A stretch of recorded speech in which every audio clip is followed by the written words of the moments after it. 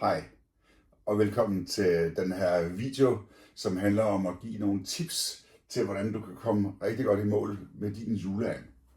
Og jeg vil gerne sige indledningsvis også, at jeg har valgt at gøre det på den her måde, hvor jeg viser nogle lidt mere grundige slides, fordi at jeg gerne vil formidle det her stof, sådan så at det er nemt at tage med videre, og du kan bruge det, og også samtidig kan læse, hvad der jeg har skrevet, i stedet for at jeg går rundt i et køkken. Så det er simpelthen min måde at prøve at gøre det lidt mere brugervenligt på. Det er helt sikkert sjovt at være i køkkenet, men det er også sjovt at gøre det her, synes jeg. Så jeg håber, du er enig.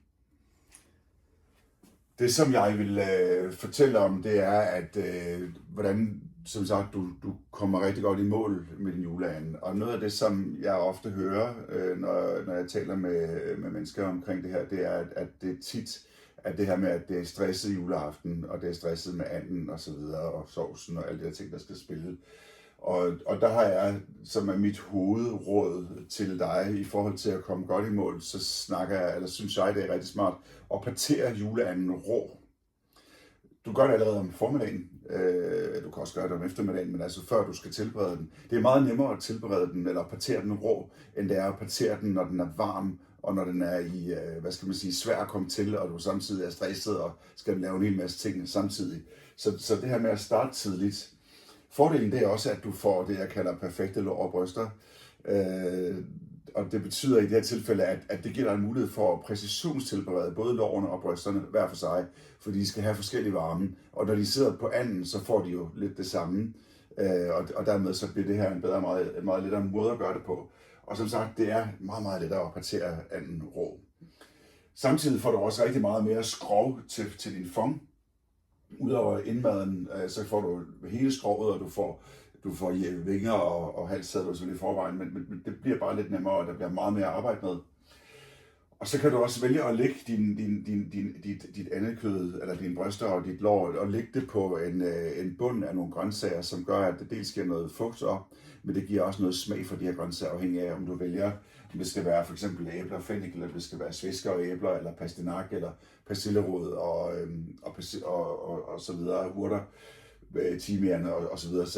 Så det kan give dig nogle muligheder for at tilberede, eller give en yderligere smag til din and. Samtidig så det næste, det er det her med at have styr på temperaturen. Det er helt afgørende. Nu har vi lige gjort det nemt ved, at vi har parteret den råt. Nu skal vi simpelthen have styr på temperaturen.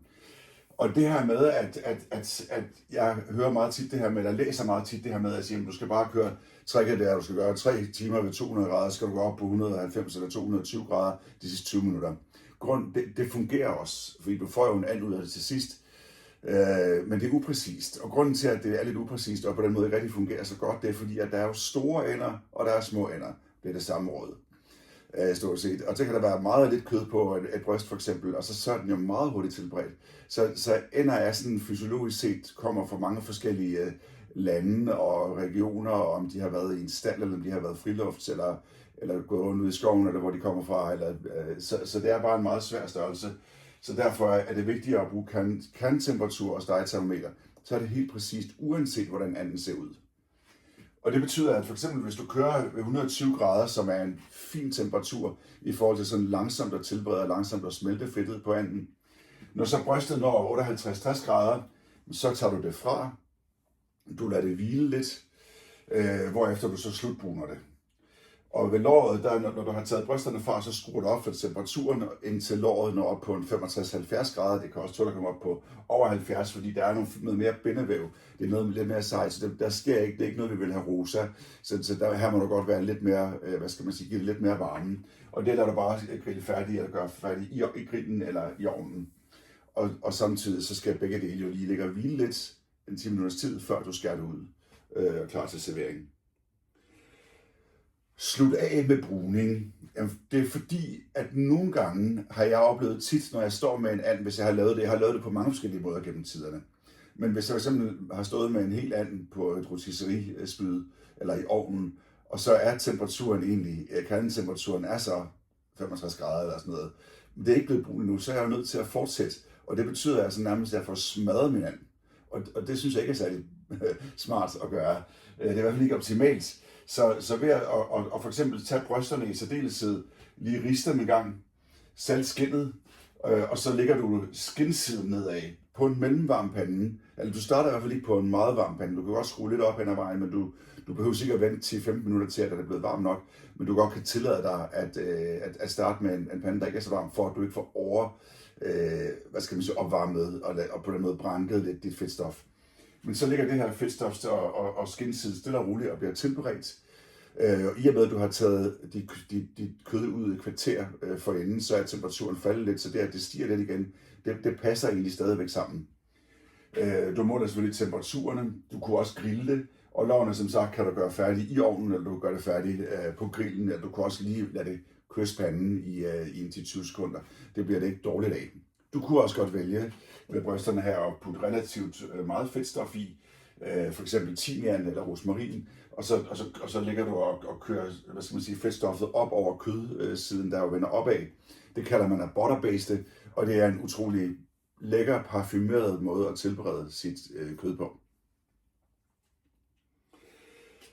Til sidst så vil jeg gerne snakke lidt omkring alternativer til rødkål og brunede kartofler. Der er ikke noget vej med rødkål og brunede kartofler, det smager absolut glimrende. Det er lidt svært at masse vin til, dog, vil jeg sige.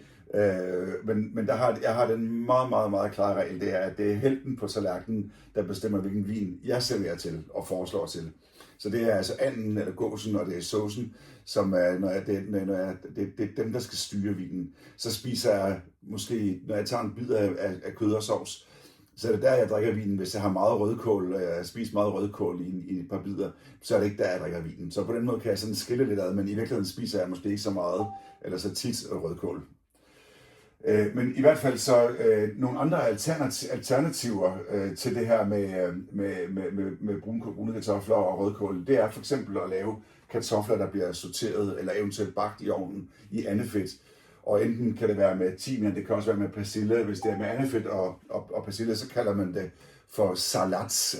Det er sådan en sydvestfransk nede i Périgord, nede mod Bordeaux og Médoc-halvøen. Der laver man rigtig meget af den her salat, som egentlig i Frankrig regnes for at være en fuldstændig perfekt gastronomisk matching til and, og de spiser rigtig meget and dernede. Selleripuré, utrolig fin, velsmagende puré, der både til vilde ender, men også til sådan nogle landænder som dem her, smager rigtig godt sammen til. Det kunne også være rosenkål, som enten var hele, eller jeg vil nok foretrække dem halve, eller måske endda som rosenblade, hvor du lige sorterer dem i smør eller i andefedt, og så lige kører lidt friskpresset appelsinsaft ud over til sidst, hvor du glaserer dem. Det samme kunne du også gøre med fennikel. Også en meget frisk, sprød, sådan lidt grov garnityr, specielt rosenkålen, fennikel, appelsin og and er også sådan lidt match made in heaven. Og så endelig kunne du lave grønkål i en anden variation, altså enten friteret eller steget i andefedt, eller måske bage det sprødt i ovnen. Eller du kunne vælge at køre med en rødkålsalat med appelsin, eller en fennikelsalat med appelsin. Hvad kan man sige, det man bare skal være opmærksom på, er, at der udfordrer du virkelig rødvinen i særdeleshed, så kunne man køre over en Riesling Spätlese, hvis du ville det.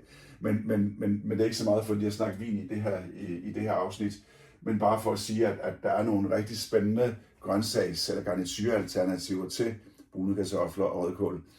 Jeg har tit gjort det, at jeg i virkeligheden har lavet flere forskellige slags, og der er altid en ting, der er helt sikkert, det er, at vi bliver aldrig enige om det. Og det er jo bare super fint, fordi at alle har deres favoritter og så videre, og det synes jeg, der skal være plads til i julen. Jeg håber, du synes, det her har været spændende. Jeg vil meget gerne høre dine kommentarer eller erfaringer eller din feedback. Det sætter jeg altid meget pris på. Så god fornøjelse.